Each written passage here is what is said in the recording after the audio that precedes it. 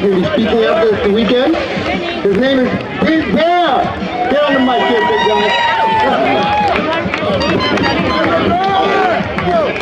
Well, hello, ladies and gentlemen. Colin Big Bear Ross here from the Métis Nation. Your brother, your freedom brother. So, whoever doesn't know who I am, I'm the founder of the Big Bear movement.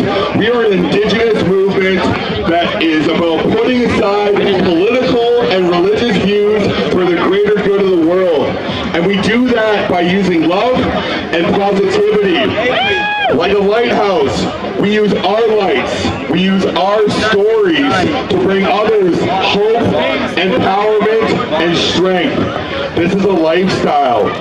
I typically don't write notes like Justin Trudeau and have a big script of lies, but I decided to write something from the heart today so we can get some key points to what's going on in our freedom community in Canada. And these are some concerns I'm going to go over first and foremost, okay?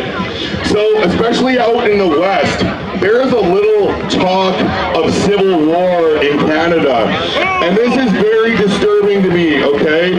Civil war should always be our last option ever, okay? People don't understand, when you go to war, people die, okay? And that's the last thing we want to be doing is fighting with our brothers and sisters in Canada, all right? Another concern of mine is the rising division in Canada. We have broken homes. Okay, our homes are broken right now, and we need to start coming together, all right? Putting aside the political and religious views and coming back to being human beings again. Another one that's really starting to hurt me a lot is the rise in addiction, the rise in mental health. The suicide rates are through the roof. Our most vulnerable are not being taken care of right now, and we need to start showing them love, and we need to start helping leading them out of the darkness so we can have the Canada we want to live in today. Alright, so I'm a man of solutions, and I always like to make solutions. So one of the solutions I want to bring up today is grassroots movements, working together and bringing up new leaders across the nation who we can stand behind to start getting into our leadership roles.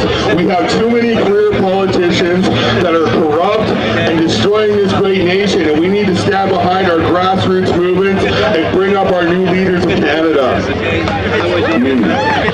Another solution that I wrote up today was community outreach programs to help our most vulnerable and rebuild trust in our communities.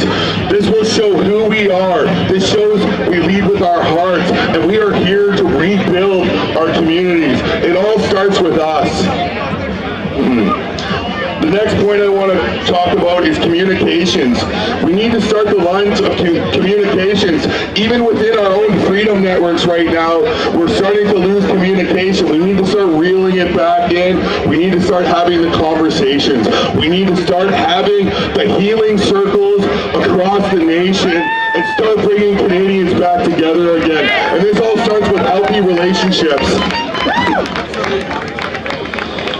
So now I'm going to touch on a little bit of my own personal journey. And I have this concept of heal yourself and you can heal the world, okay?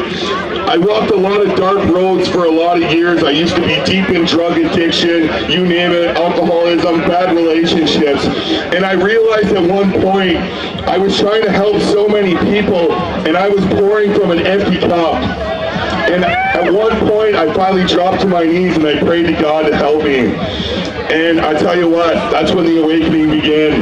That's when the support started to come. That's when I put aside the drugs, the alcohol, and I started to take back my power. I started to realize that I am not a victim, but I am a proud, strong, Indigenous man in Canada, and I'm here to be a light. So it all starts with us. It all starts with healing ourselves. Then we start cleaning out our own closets.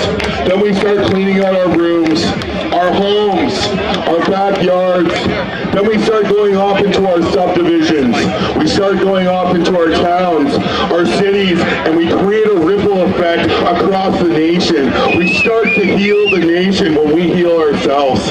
Sobriety was my #1 goal. Being clear, being sober, and also #1 is God.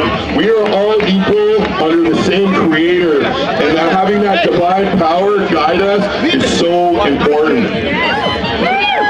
So there's also one last thing that I'm working on right now in British Columbia, okay? And this is how we can help to detach from government.